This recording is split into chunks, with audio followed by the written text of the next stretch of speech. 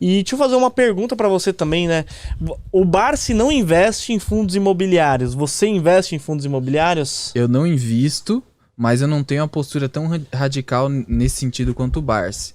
Eu entendo o propósito dos fundos imobiliários, eu entendo que eles servem principalmente para quem nunca teve acesso à renda variável.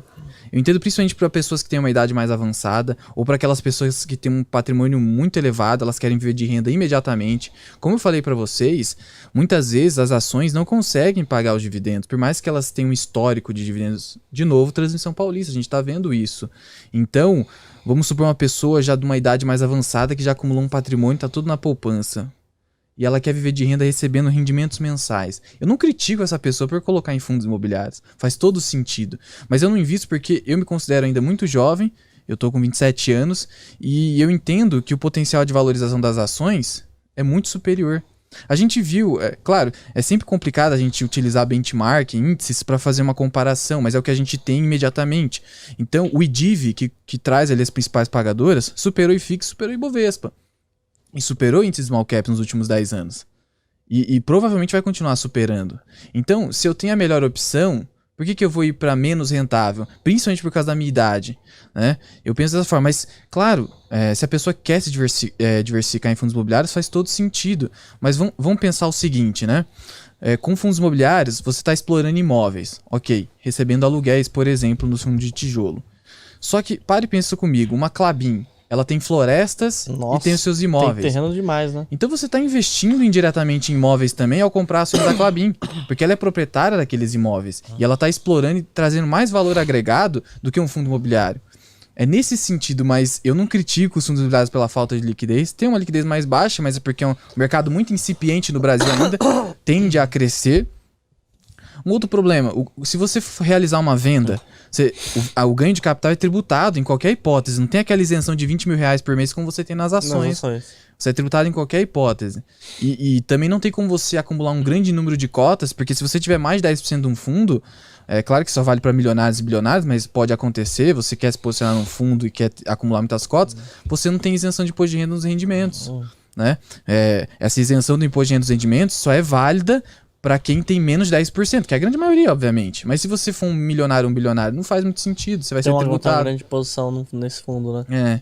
Então, tem isso, tem o fato do maior valor agregado nas ações, maior potencial de valorização delas, porque são empresas, são atividades econômicas que tendem a se multiplicar muitas vezes. A avaliação dos fundos imobiliários, geralmente, se limita a valor patrimonial, o valor de avaliação contábil, enquanto nas ações você pode utilizar algumas técnicas de valuation, você pode usar o fluxo de caixa descontado, que muitas vezes estica o preço da ação, mas se o mercado está dizendo que vale, você vai acabar ganhando. Você tem modelo de Gordon, você tem diversos outros modelos de valuation, você tem o preço teto das ações, você tem o preço justo do Graham. Então você tem várias formas de avaliação que também te possibilitam ter um valor de mercado maior naquela empresa na qual você investe. É só o preço, o valor patrimonial. Só o valor patrimonial. E a gente vê que o mercado não se importa muito com o valor patrimonial, cara. A gente vê ações como a VEG negociando a 9, 10 vezes o valor patrimonial. E aí a gente vê, por outro lado, o Banco do Brasil negociando a 0,6, 0,7. Absurdo, né? Então, o valor patrimonial é um tanto quanto desprezado pelo mercado. Não é isso tanto que importa pro pessoal. Né? E principalmente porque a gente está na era digital e a maioria das empresas de tecnologia não tem patrimônio, só tem a sua sede, alguns bens, a maioria é tudo intangível. Tecnologia intangível. E aí, precificação de ativos intangíveis é muito subjetiva. Então, o valor patrimonial, ele não é tão relevante.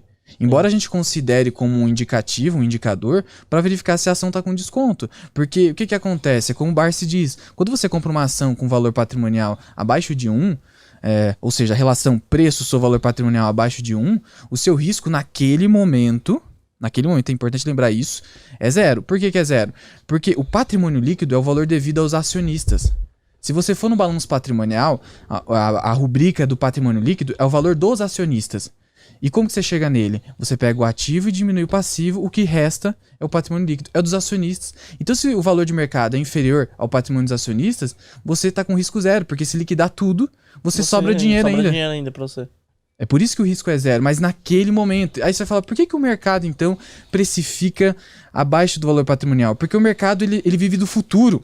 Ele projeta. O mercado é feito de projeções. Então o mercado está entendendo que por mais que naquele momento a ação está abaixo do valor patrimonial, esse patrimônio líquido diante de eventuais prejuízos que a empresa for tendo, vai sendo reduzido. Vai consumir esse patrimônio de tal modo que hoje está 0,7, mas lá no futuro talvez esteja até negativo esse patrimônio. O mercado trabalha com o futuro. É por isso que você verifica essas ações abaixo do valor. Se você vai falar, que idiotice é essa do pessoal? Não é idiotice.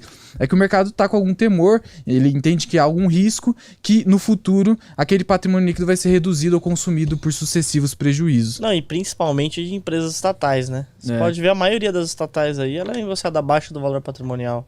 Sim, a maioria das estatais. Pegar várias.